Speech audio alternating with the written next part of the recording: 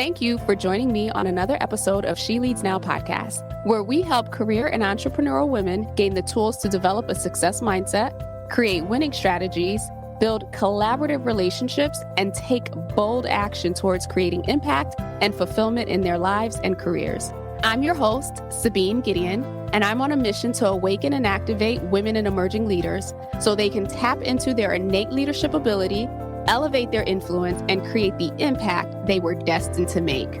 If you're ready to uplevel your confidence, courage, and influence, you've come to the right place. Join me weekly for insights, strategies, and resources to help you grow, develop, and embody the leader you are meant to be, so that you can make the impact you know you are called to make and establish the legacy you've always dreamed. The world eagerly awaits the emergence of your brilliance, impact, and influence. So with that, let's dive into this week's episode.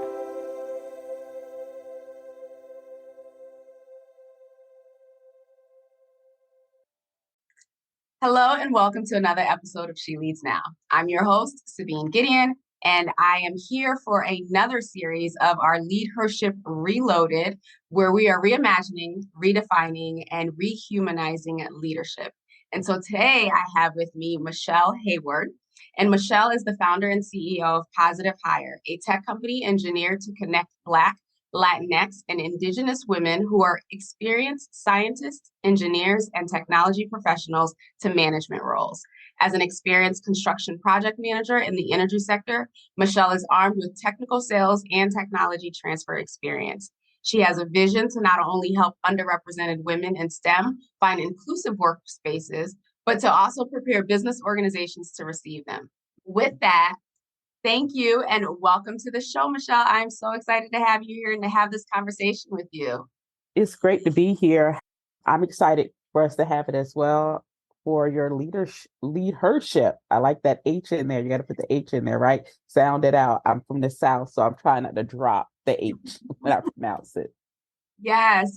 So we are definitely talking about the shift, and certainly you've been in a space where you have been on a career track in a field where there has been a lot of pioneering, both personally for you and certainly those whom you work with for your clientele. So tell us a little bit more about PositiveHire and your business and the work that you do with women of color. So PositiveHire, we focus on connecting Black, Latina, and Indigenous women who are experienced scientists, engineers, and technology professionals to management roles. What we found is it's not a pipeline problem as much as it is a culture problem, and really trying to support this core group of women who are technically excellent and proficient. They don't need usually another degree or certification, but they do need just certain types, maybe leadership training to help them get to their next level, whether it's on a technical management track or technical development track, or to a straight management role. And that's really where we focus not only with our core women as a community, but also with organizations identifying barriers they have placed in front of these women knowingly and unknowingly, and helping them remove those so that we can see diversity among the women that we work with and we focus on within organizations management level, not just mid-management, but also at the executive levels as well. And you made a good point there because, obviously, especially within the last couple of years, the conversation around DEI and ensuring that there is representation at all levels, the same narrative around, well, we don't know where they are. There's not enough people in the pipeline, or there's not enough people who are skilled or able to work. And so I love the fact that you said it's not a pipeline problem, but it's a cultural problem. And so if you could just speak to that, like how, for those who are in organizations where they're still trying to understand, how do we shift the culture to create a more inviting pipeline, if you will, or to attract a more inviting pipeline? What would you say are some of the cultural challenges that maybe they are unaware of or they are aware of that's actually really stopping people from even wanting to apply to come into their organizations? I would say personal awareness. A lot of organizations will bring in a chief diversity officer or a DEI leader, give them maybe a team, and you're lucky if you have 3 people. So it's a team of 4, and they'll give them some money, not a lot. and say, okay, go ahead and do the work. A lot of times it's white leaders not understanding they're the ones that have to do the work on an individual level to understand, number one, their own biases they have that they don't know they've internalized. And so there's a lot of dismantling they have to do on an individual level that they often don't do. They're like, well, I'm not the problem, obviously. It's other things in the organization. I'm going to give you some tools, like I need an actual bulldozer, and you're giving me a plastic spoon to do this difficult work. And so there's, because they don't do this interpersonal assessment of themselves and really start doing work on themselves, they miss a lot of things in how it has to be dismantled inside the organization. Otherwise, what we see on the better side, not the best side, on the better side, we'll see organizations doing an assessment, maybe have somebody external to the organization come in, and sometimes it's done internal, where they're looking at their practices, policies, and procedures. And this is often only done in an HR focused lens. And so, oh, well, how are we getting talent? Oh, well, let's go to this diverse event and recruit. Well, first of all, sometimes we don't even know your brand. So I'm not going by your table or your booth or whatever, or to your mixer. Well, probably to the mixer because you might have, I might not want to buy dinner.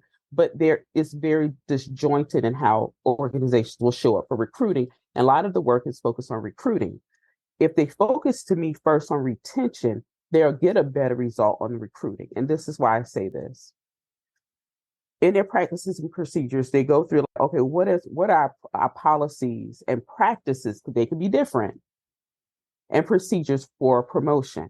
Oh, and they'll tell you what's written. And then you need to sit around and think, well, how did you get your last promotion here? I got a tap on the shoulder. Well, how did you get your last promotion here? And it's usually not in those practice policies and procedures. Mm-hmm. So now you know what you're saying. Your Black employees, your Latino employees, your Indigenous employees have to follow to get promotions are not what the people in the room have used to get their promotions. And so now you have to sit there, oh, that's a good point. And then nobody at that point of view saying have to be accountable. But what we're saying is, how are you holding certain sets of people to a certain standard that you yourself are not following? And really now going about and changing those practices and procedures to be equal or equitable rather throughout the organization. So I'll pause there. But and so what I'm saying is, if you are just focused on recruitment, you're churning out people. Your focus needs to be on retention, because oftentimes, and this happened to me often, was they assumed I was the only Black woman civil engineer there ever was in the world. Well, the problem is everybody else were referring people. I wouldn't refer my friends. And so if your Black, Hispanic, Latino, and Indigenous employees aren't referring people, you have a problem. And I think they miss that. Well, they're the only one. Like, we're not the only one. We generally know in our communities, when you're looking for a job right now, we'll go, well, how badly do you need a job? I'll put in a good word for you. But let me tell you what it's really like there. And those are discussions we have. And their assumption is, if they're looking for us, that you're the only one. And the reality is not. And then on the other side of that, looking at retention is what happened to the last 4, 5, 20, 30 BIPOC, Black, Indigenous, and other people of color that have come through this organization. What roles do they come in at? Do they have with their manager, with their coworkers, the other people in the organization that ended up in HR? How did they leave this company? Did they give notice? Were they put on a PIP? What percentage of them were put on a PIP, a performance improvement plan, PIP, so a PIP. And so when you start digging into these things, a lot of organizations they don't want the murder of George Floyd. They didn't even want to look at that because it was a legal issue. Now some of them are saying, we need to look at this because we want to do better. And what does it look like?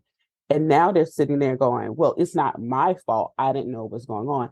If you are saying you're a leader in this organization, it is your fault. You have to own this, own it and correct it. And so we're seeing a few companies actually do it. We're seeing most of them stopping. That's a lot of work. It's going to take a long time. And then others that are saying, we're just going to have events and keep it moving.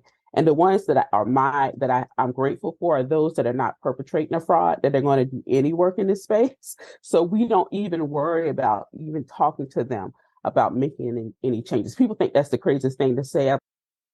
You save so much time trying to work with the organization who has signed a contract to, oh, we want to make this change, for them not to want to do any of the work. I would rather you not even bother calling. And so I'll pause there. Yeah, thank you. So much depth there and so much to pull out. I love what you said about oftentimes when there's a problem, a business problem, diversity, equity, and inclusion, retention, and whatnot, we do get the spoon, right? So I'm coming at it from the perspective of being on the HR side when I was in corporate, and that's exactly what happens. And you mentioned 3 people on a DEI team. Most of the organizations that are hiring, from what I've heard, it's just that one person who is meant to have strategy over the entire organization and then work within other divisions or work with people within other divisions to influence their behavior. And that's exactly giving someone a spoon when a bulldozer is the required tool for that level of work. And I love your perspective around shifting the focus away from just recruiting to let's start with retention. It's almost like with clients too, right? They say it costs more to attain a client than it does to retain one, right? Same thing for employees, right? It costs more to attract and try to bring people in than it does to retain them. Mm-hmm. And a lot of organizations, I think that is a big miss, right? It is absolutely a big miss. What are we doing? Why would the people who are here, if there are a few of them, why would they stay? What is it that we've created that makes them want to stay? And then I love the fact that you talked about referrals. I remember back, I don't know, this is like 2010, 2011, participating in like rebranding and redoing our whole referral program because it's the same cycle all over again, right? It was this awareness of, wow, we have an opportunity here, like our best employees, what can we do to get them to want to hire or to want to refer, people who are just like them. And so the focus turned to referrals. But again, it was the same. I felt like there was still a bit of the same challenges there because you did have a larger population who was referring and their people were getting hired. And you had another population who wasn't, and their people weren't getting hired. But then the conversation never went back to, well, let's look at the source. Where are these people coming from? And if we're not getting referrals from a particular demographic, how do we then encourage or just simply find out, why don't you want to refer here? So I think that's a really great way to look at it and to focus, especially for those who are leading teams, who are leading businesses right now, that it's not all about the attraction and the recruitment. It's about the retention. It's about what's working. I'll stop there too, but I could totally geek out on this with you. So you're working directly with the organizations who have the heart, who are willing to give you the bulldozer, or at least willing to provide a tool that is bigger than a spoon, who want to do the work. What are you seeing as some of their roadblocks? As much as they want to do the work, as much as they're maybe even willing to put in the resources, what roadblocks are they still experiencing that's causing the traction or the advancement to slow down? Okay, so that's a very good question. And it's common that it's middle management. And because the goals and everything are top-down driven in a lot of organizations. And they haven't talked to middle management and entry-level or individual contributors in the organization really to see what their perspectives are, what goals and challenges they're seeing in the organizations around diversity, equity, and inclusion. And I remember talking to this one company probably about a year ago, and they literally have been vested in the work pre-George Floyd. And to the point, their management team, which was white, was going through individual training on understanding racism as a white person. And so but they're like, yeah, we're struggling. We're not hitting certain goals. To say you're getting stuck in middle management. The look on their faces on that Zoom call, like, how did you know this? I said, you didn't bother getting their buy-in. You never asked them anything. What they're seeing is by these changes, they now have competition for their roles. They do not see how equity in the workplace is beneficial to them. And they're like, what? I said, you have to go talk to them, ask them, and get their buy in order for this to work. You haven't done that. You've pushed everything down on them, and nobody's talked to them about how they're feeling, what their goals are, and how does this impact them. Because for a lot of them, it's competition. They liked having the marginalized people working for them because they did the work that they didn't have to do. Now they can show them up for some of them because they know they're better than them. They outperform them, and they've been able to hide that. Now, why would I let you know I don't know how to do my job? Why would I let you know the person that's really been running my department is the person that should be a senior director of engineering and not a level 4 engineer? And it blew their minds that that could possibly be what's happening. They're doing internal surveys, like, but you didn't talk to them. And it really changes the dynamic. And that's when you see a lot of people talking about you have to start, it has to be top down and bottom up. Because if you don't, it breaks down in the process because you have not tried, and you're never going to get buy-in from 100% of the people, but you literally are talking to less than 10% of your organization from something that's top down. That bottom up is the other 90% that you literally have left out. And other orgs do differently. They will take an assessment with even their suppliers and their vendors and customers as well to try to get the buy-in, to try to get their perspective as to what they need to see in an organization. And so it really behooves organizations not to do it just from the top down. It's like your parents making all the rules, and eventually kids, they're going to push back on some of those rules. Yeah, absolutely, absolutely. And you are so on spot. Like, it does start with middle management. I mean, they're carrying weight that very few other pieces, right? Because they're carrying the weight of their employees in most Yep. cases, and especially in these times, like the weight of their emotions and their wants and their desires and everything else that's happening. And then they're also carrying the weight of the leaders that are above them. And so the human, right, who is now responsible for that, like, it's natural that they would go into what is it, fight or flight, or they would go into some type of survival mode because that's a lot of pressure to carry. And so I love that you're highlighting the fact that it's not just enough to survey them. And I would even say that maybe most of them, if they do have people on their teams who are like the rock stars and they're kind of like just overseeing, that they're not, maybe not necessarily doing it from a place of I'm being lazy or a place of pure incompetence or anything like that. But how do we recognize those people to incentivize them to say, hey, you're rock stars, keep developing them. And matter of fact, not just keep developing them, but create spaces where they can get visibility. Because I don't know about you, but I was always under the impression that the sign of a great leader is when they can build other great Right. leaders, right? Like the Exactly. person who could bring people in to their team or to their department, groom them, and then have those people go out and kill it at different Yep. levels in the organization. They were always the ones that like I admired and I respected because I wanted to know, what are you doing? Like what's happening there? Because I Yep. can see the fruit of your labor because your people are getting promoted, your people are advancing in their careers. And so I think there's even another layer of this of how do we create space for managers to find that understanding, find that awareness that actually the more I do to promote the people on my team, the more it looks good on me. It's not a bad thing. It's not a ding. It's not a reflection of my Yep. incompetence or my inability, but Exactly. actually it will get rewarded. Exactly. And there are some managers that are like that. I remember years ago, I have an older brother, and a large insurance company he worked for, he had a Black woman manager at one point in time, and she could develop her team and promote them out. You never stayed with her for more than 2 years.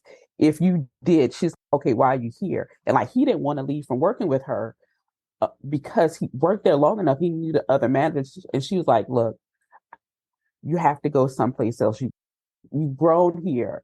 They were probably about the same age, but he was like, okay. So he ended up leaving, but he ended up getting rid of her department where she literally and letting her go from the organization. But she had developed so many people. And then one of my sisters on the opposite side, she had a manager.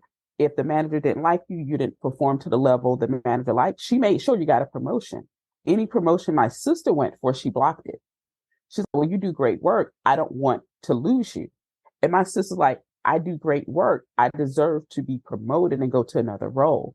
And so it was very disheartening for my sister to keep going into a place to work where she knew her boss wasn't going to support her getting promoted. It was like, well, how can you get your boss promoted so you can get a new boss? And so it becomes a whole other struggle. Now you're looking at your talent leaving. And so I think it also has to go both ways where they're looking at the data and the metrics to understand how are people performing. And sometimes it's going to be biased, is just going by an employer's performance review. And I like where we are with Positive Hire and developing our technology is looking at a talent marketplace where the employees are telling everybody in the organization, these are my goals. This is what I have done, regardless of what is in my manager's performance review. I'm telling you, and they can talk to it.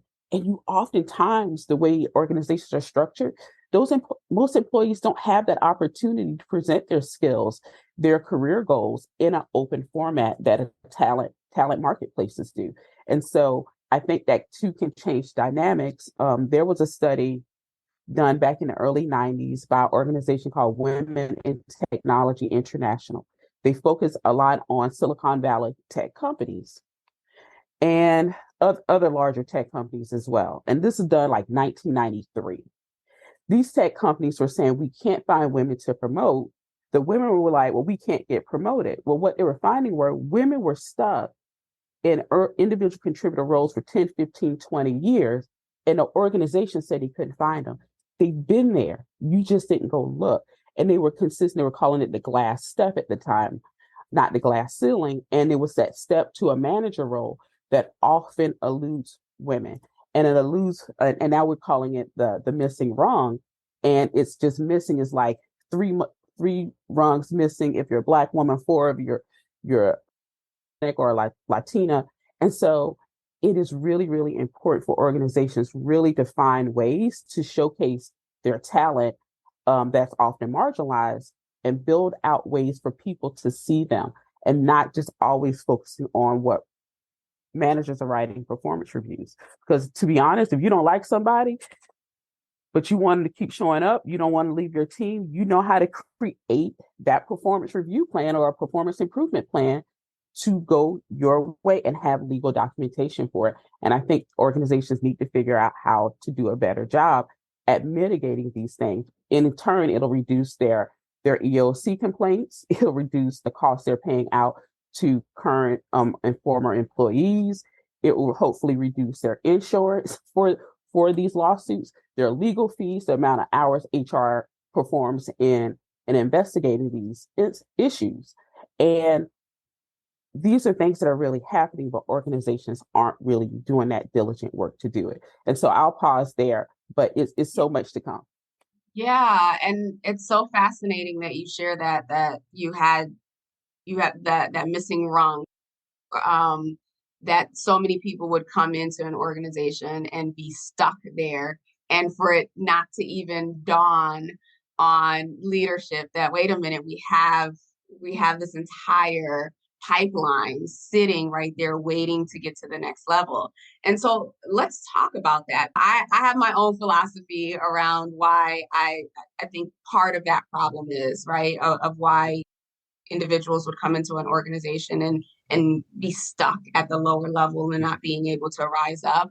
But from the employee perspective, what are some of the things that they can do if they find themselves in that place of being stuck 3-5 years and they still haven't reached whatever the next level is? And I know in the tech space and STEM, most individual contributors don't want to necessarily move up to be leading people, but they should still be advancing in their careers. So from a employee standpoint, as you're seeing it, what are some of the things that they can do in terms of having their own self-agency and self-advocacy to ensure that they aren't stuck 3-5 years later at that 1 to 3 year mark? First thing is have a conversation with your manager, and it can go a couple different ways. It can go where your manager is going to support you and tell you, hey, this certification, this training, literally giving you actionable, tangible things you can do. And I guess we can go 3 ways. It'll go 3 ways. And those that's what you want. That generally doesn't happen enough. The second way is you talk to your manager, like, yeah, that'd be great. Just keep working hard. What the hell? How does that help me get promoted? There's nothing actionable, measurable that the manager's telling you to do to get to that next step in your career, whatever that goal is that you share. And then the third one is, well, no, you're fine where you are. Why would you want to do that? They give you no support.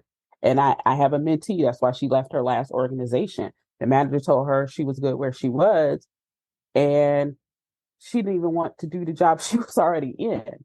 And so they ended up leaving. She ended up leaving the organization. And so having these conversations lets you know whether or not you have your manager's support or not. If you don't have your manager's support, now you have to figure out a couple things. Are you going to leave the organization? Can you find another ally? Can you find allies and sponsors, hopefully a sponsor in the organization? And notice I did not say a mentor, a sponsor that can remove some of the barriers to get you to where you want to be in the organization. You can go ask somebody to sponsor you and tell them, this is why I want you to be my sponsor. And then lastly, you can look to see what other people, 2, 3, 5 other people have done in the organization to get to the next level. You can go talk to them, say, I really love your career trajectory. Can we have lunch? I'd love to learn more about it. Guess what? People love to talk about themselves. And so then you can kind of put together your own plan of how to get there. And then lastly, you're like, you know what? That's pattern matching. It doesn't work for people that look like me. And you may not find anybody that looks like you within the organization. So you may have to go outside your organization and start going on Twitter or LinkedIn. I literally have only had one Black man the entire time I've been on LinkedIn since 2008, who reached out to me and actually said, how did you build your career in engineering and construction? And I told him how I did. And he said, okay, thank you. And it was really, plus we had very similar last names. But I was typing all of this to him in a chat on LinkedIn. And so people, we love to talk about themselves. So really go out and try to, if nobody else is helping you, per se, your manager, try to figure out what that is. Also, you can try talking to HR or your learning and development team, depending on the size of the organization, to see what they can provide as well as in the organization. And then lastly, there are professional organizations, oftentimes for many of the roles and industries that you're in. And you can also go into those organizations to see what career pathing design options they have. They may have things laid out. A lot of times they're going to try to sell you on a certification or a course. And not that it's right or wrong. Understand they're a business too, even though it says .org. But you can also find people there to talk to really understand how to migrate and build out your career, at least go to the next step. So those are a few things you can do on an individual basis. Yeah, thank you for that. Really, really great strategies there. You brought up a couple things that I wanted to highlight and kind of confirm my mindset. I think for us BIPOC, people of color and whatnot, there is this narrative that we grow up with around you go to work, you put your head down, you do a good job, and someone will notice you. And so unconsciously, we are operating in that mindset that like my work ought to speak for itself. And what you mentioned there required a lot of proactivity, it required a lot of intentionality in terms of stepping away from just doing the work and connecting with other people, having conversations with other people, seeking support from others, whether it's inside the organization and outside of the organization.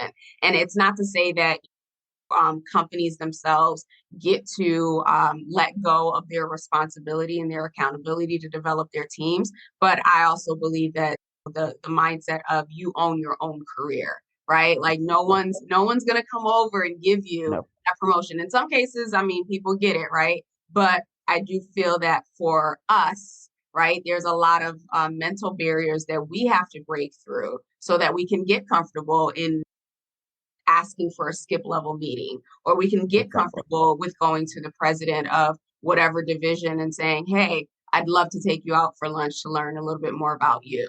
That Exactly. own our, I feel like sometimes it's the internal fear, intimidation, and oh, they don't have time. Like we'll tell ourselves a story of why Yep. someone or like a group can't help us versus just taking that step and saying, hey, I really want to advance and I'm going to go to the people who have done it so that I can somehow figure out a model or pathway, something to help me do that. If I don't have support, even if I don't have support from my manager, even if I don't have support from whoever else. So really, really big Absolutely. points there. Absolutely. It was something around not having the support, but having the support. And what I mean is, oftentimes, especially when I'm looking at science, tech, and engineering, nobody around us have experienced that type of isolation, plus our nerdiness with the love of the work that we do. And so, but they do not want you to fail. And so they're cheering you on like you can do it. And you're so tired and sometimes so beat up. And you're like, okay, now what do I do? And it's so interesting. I remember sharing these things with my younger sisters, and they're like, okay, we're going to pray for you. And whenever they would find something, whether it was around what I was working on, whether it was a woman in the same space, whether it was an article or a meme, whatever it was, they tag me, they would text it to me. And so they didn't understand the work that I did, but they understood that I was going through different things. And so don't discount people because they may not understand your industry and your profession, but they're truly on your team because they want you to win. So it is really important to build that community around yourself too, because that's what you're going to need outside those professional organizations, outside the workplace. They're the ones that are going to be there from day one to the end of days. And so definitely never ever discount them. Absolutely, absolutely.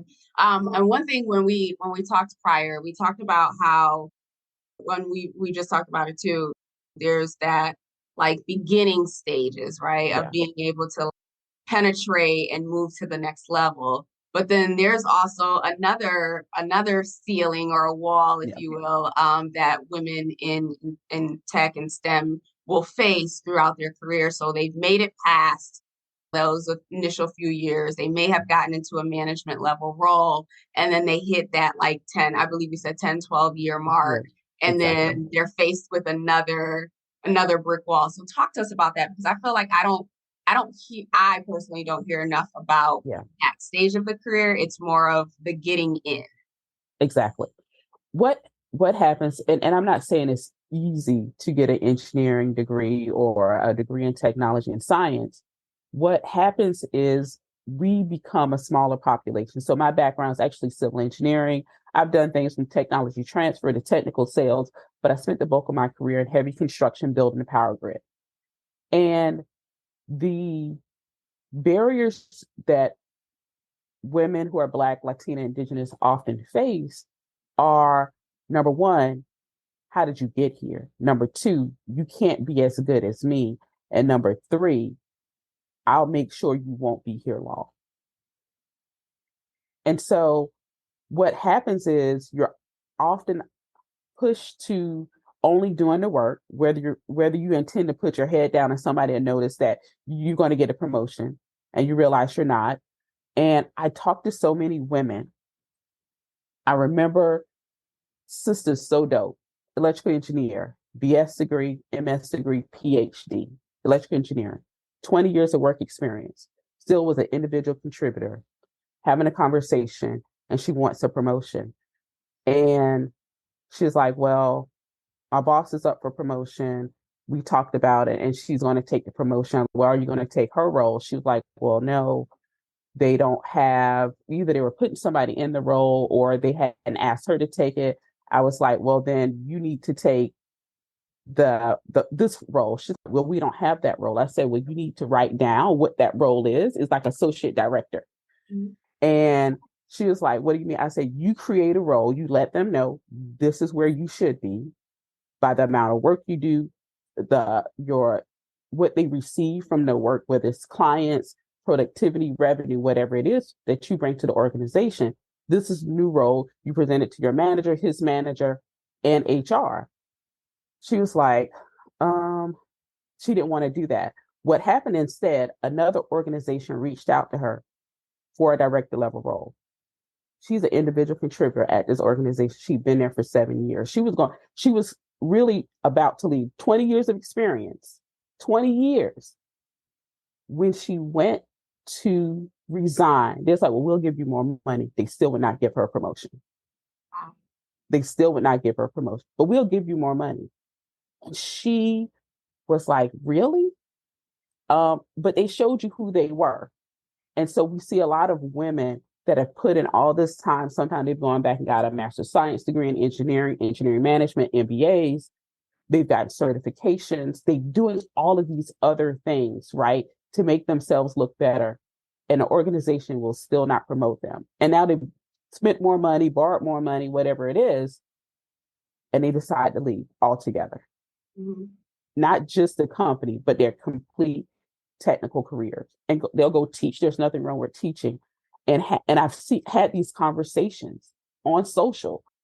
I love what I did, but the organization was horrible. The culture was horrible. And how many barriers they hit, they left. It's like I just went and became a science teacher. And I encouraged my daughters to be scientists. I put them in camp. There's so many women that will tell you these stories that as to why they left. And they usually aren't leaving. Some are leaving at 1 to 3 years. There are others that are 10, 12, 15 years in. They're like, I'm done. I can't do this anymore. And it is very, very disheartening because also what happens, the more technically excellent you get, you're no longer a pet, you're a threat to other people. And they don't want that threat inside that organization. And so it can be very disheartening and we end up leaving. Yeah. I mean, it's disheartening and it's so disempowering, right? To hear that like women, especially in that space and really all sectors, are being subject to this. And the whole theme around LeadHership Reloaded is based on the fact that I just feel like a space has been created or a space has opened up for women to step into leadership in a different way. And it doesn't necessarily just reflect in title or in role or in level, but to actually own and see their worth and see their value and see themselves as the ones who are leading their career so that these situations where, people and things and whatever are set up against them, that they can rise up and know that, wait a minute, I have my value is not dictated or predicated on a performance review or what this manager feels.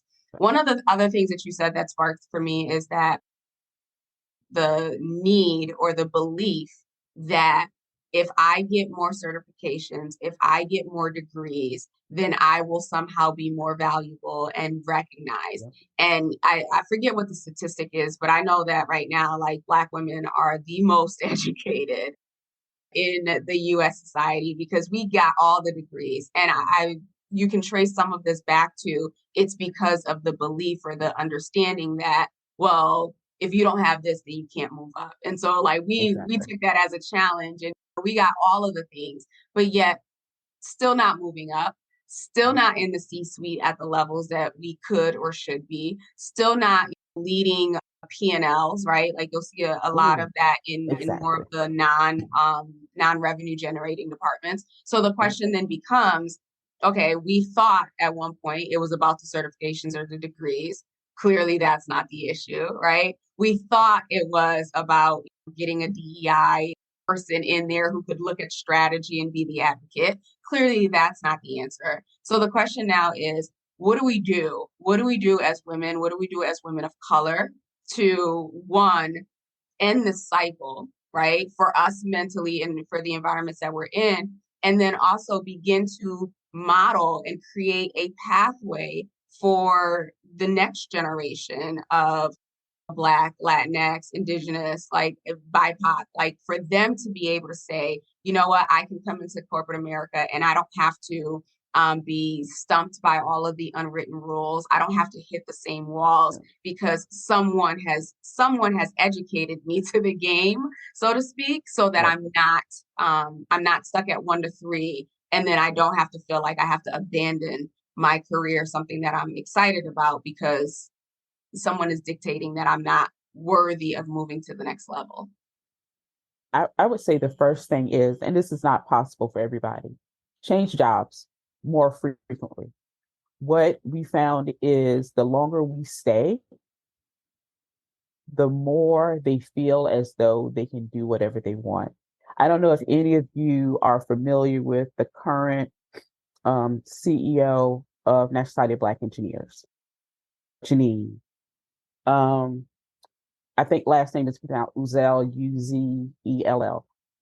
She did an interview where she was talking about how she had gone up for promotion and she didn't get it.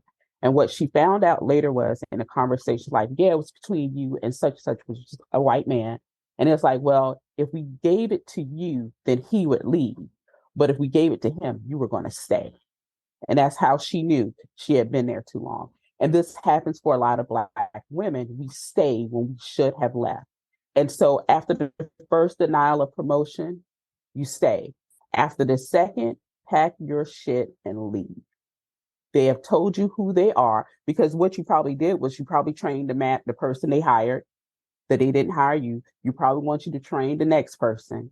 How many more people do you want to train for the role that you know how to do, but they say you aren't ready for? You're good enough to train them, but you're not good enough to run it. But they won't tell you what you're deficient in for the role. Do not stay.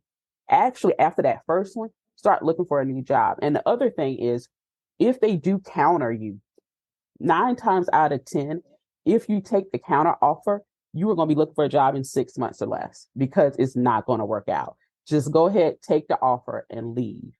And some people are like, well, I don't, sometimes you already in the fire.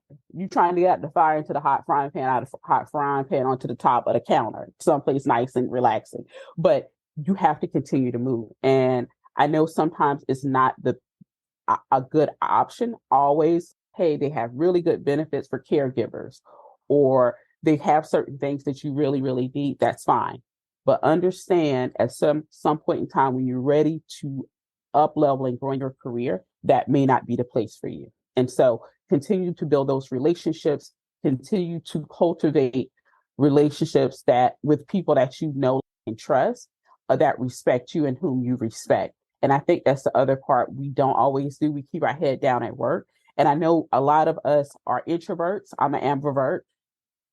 And learning how to have one-on-one conversations, if you're an introvert, with people, and building relationships, and then going back to your cube and doing your work.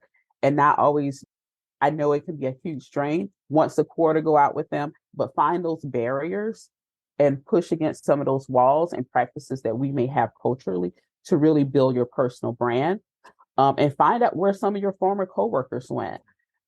Sometimes I block people on LinkedIn that I work with. That's okay. They don't need to know. And then other people I continue to connect with, and I say congratulations on a promotion. I can tell you the best thing I ever did. I remember years ago, when I first started with this company, my director had an admin, first name Sue. And I went out to the construction site. I always worked at construction site my entire career. When I was in construction, I was not in the office. I called because I needed something. Like, oh, Sue will be able to help me. And she goes, well, Michele, I don't do that anymore. I said, oh, well, what do you do now? She said, I do what you do. At the time, I was a cost engineer. I said, well, congratulations. It got really quiet for a moment. And she goes, thank you, Michele. She's an older white woman. Nobody has told me congratulations since I got the job. Mm. But mind you, I'm still connected to the same woman 15 years later, more than 15 years at this point. And but she said, if you ever need anything, still let me know. I'll make sure I get you to the right person. And so it's really important to cultivate. Everybody knows your boss really don't run everything the admin does, the executive assistants do. And so it's really important to always cultivate relationships. And you'll know the people to cultivate relationships with, and you'll know the people usually to avoid. So just follow your instincts, but it's really important that we do that as well. Absolutely, absolutely. That's part of my success circle model, right? Making sure that you have a super connector who is part of your group. And more than likely, it is usually the executive assistant or the admin because they know everyone and they know Yep. everything. So being able to partner with that. Thank you so much for those tidbits and insight in terms of what's happening in the STEM world and the challenges that women are facing. And also, too, some very, very, very practical steps and actions to take, whether you are hitting that ceiling or that wall, or if you found yourself at the place where you're recognizing that perhaps the culture and the environment that you're in is not the best for you or not reflective of the value that you bring to the organization and how to take that step. And you're absolutely right. I forget what the percentage is, but it is a very, very high percentage of people who accept counter offers that leave in 6 months or less. And so it's really a slap in the face. Let's be honest, right? Oh, so now all of a sudden you have a budget, or now all of a sudden I'm worthy of this promotion as I'm one Exactly. way out the door. I've always advised managers not to do that. I mean, they still do it oftentimes, but I'm just like, as the human being, if I wasn't good enough for you Yep. like 6 months ago, it's not going to work out. So with that, I want to just quickly run through our Blitz section here. So, as you're thinking about your career and everything that you've done, both in the space of being in corporate as well as being in your own business, if you could go back to a younger version of yourself and give her a piece of advice that you think would have been the game changer, what might that be? I did a short stint in technical sales. Pay more attention and ask more questions to your outside salesperson because as a tech startup founder, your job is sales, is to generate revenue for the company. And so it's really, really important. That's the first. The other part of that, I worked in technology transfer. I would have made deeper connections with people in the tech transfer space. I would have had to have cultivated them over 20 years, but it was really a great place and a great opportunity to later become a founder, to have started. I did that in 2002. And so those two, between those, not even the construction stuff I do naturally, but that tech transfer and technical sales, spending more time and going a little bit deeper while I was in those roles would have definitely played better part for me here as a founder. Awesome, thank you. And so, in terms of books, because I believe leaders are readers, are there any books that you've read that you feel have been pivotal or transforming for you, whether it's personal or professional? I would say John Graham has a great book called Plantation Theory. It talks about Black people leaving the plantation that when we were enslaved, our ancestors were enslaved to the plantations of corporate America and the parallels between the two. Because when the plantations were gone, we millions of us starved. Millions of Black people starved. They didn't have places to live. But they were trying to get to freedom. And what will it take you to get to freedom? Are you willing to walk away from your corporate job? Things like that.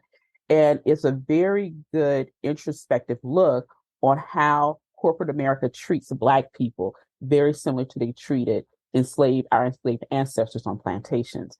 And I always go to this. I did a talk earlier this summer about why white people need to calculate, it's a different term, racism. When 15 of us are telling you something is racist, why do you need to now spend $2 million to have white researchers create a 300-page paper on what 15 of us said we experience? Why do you have to quantify racism? And so that book is really very powerful. Then the best part about it gives questions for different people in organizations they need to answer about what's going on in the organization. So I would tell you definitely check out Plantation Theory by John Graham.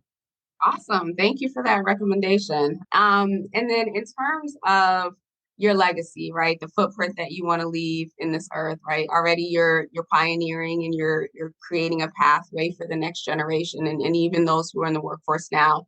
But when you think long term of what you want to build and what you want your legacy to be, what is that? I think I've done a good job so far. And I say it this way. I have nieces and nephews. I don't have children. And my youngest nephew, I call him my mini-me. And one day he was playing this video game a few years ago, sitting in the living room. And I looked at his avatar and it's a woman. I go, why do you have a woman avatar? I'm upset. He was like, because women do it better, Aunt Shell. I was like, oh, good point. I read you right. And then having his older sister one day, they were outside playing with the neighborhood kids, and she runs inside and she's mad. And she goes, Aunt Shell. I was like, what? Can girls do X? I said, yes. Can girls do Y? I said, yes. I told them that. They keep telling me girls can't do these things. I was like, they just haven't seen it. But just because they haven't seen it doesn't mean it can't be done. And so really just instilling into young people, number one, for a young boy, 8-10-year-old, to say, oh, I'm have a girl avatar, no matter what his friends may say. And it doesn't bother him. And him to see women as capable. And to a certain, not cooking and cleaning and parenting, but out there in Fortnite fighting. That to me is a legacy of instilling and removing gender biases within our children. I think that's the legacy that I've started and I'm gonna continue to build. Awesome. And then lastly, as the audience is listening, I definitely want them to connect with you. Where do you hang out? Where can they connect with you? Where can they learn more? Best, easiest place right now is going to be LinkedIn. We want to talk about this other social media platform, but LinkedIn, I'm on there all day, every day, unfortunately. But you can always just send me a message and drop the name of your podcast, and I will know. Yeah, one of my people definitely love to connect. Awesome. And you have a complimentary leadership course as well, right? Did you want to share about that? I do. Sure. So I have a complimentary course on leadership, speaking directly to women of color, to really give some guidance like, oh, leaders are born or are leaders created? And I think it's both, but also the difference between a leader and a manager. I always argue with companies like, well, why are you saying your leadership team? Did your employees say they see you as leaders? Because this is a paid role. And so just different things that you'll see, that just because you have a manager title doesn't necessarily make you a leader. And so it's about 4 or 5 modules in there at different perspectives to really think about and to build upon. And also, if you are a leader, how do you manage criticism? And do you know how to manage criticism and feedback? And oftentimes we don't. We're like, I'm so good, I'm the best. You have to be able to take that and deconstruct it and not take it personally, and really understand how to better be a leader and how better to help your people. And so that's some of what you can find in this course. Absolutely. Yes. Thank you for that. And we will link everything in the show notes, including your LinkedIn, as well as the link to the course. And as you heard, please be sure to connect with Michele. Let her know that you heard her on the She Leads Now podcast. Michele, with that, thank you so much for sharing your expertise, your wisdom, for the insight, right, that's happening it really on the ground in organizations and specifically in the STEM space. I really appreciated this.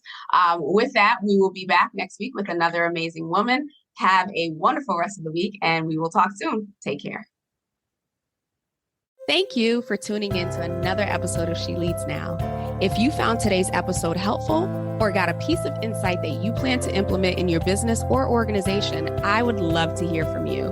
Connect with me on LinkedIn at Sabine Gideon, that's my handle, and send me a private message. Or feel free to go ahead and leave a review on either Apple or Spotify. I also invite you to share this episode with anyone in your network who you think might benefit from this content. Lastly, be sure to check the show notes and the description below for links to resources, including relevant downloads, articles, and any upcoming training. Until we chat again, have a blessed and powerful week.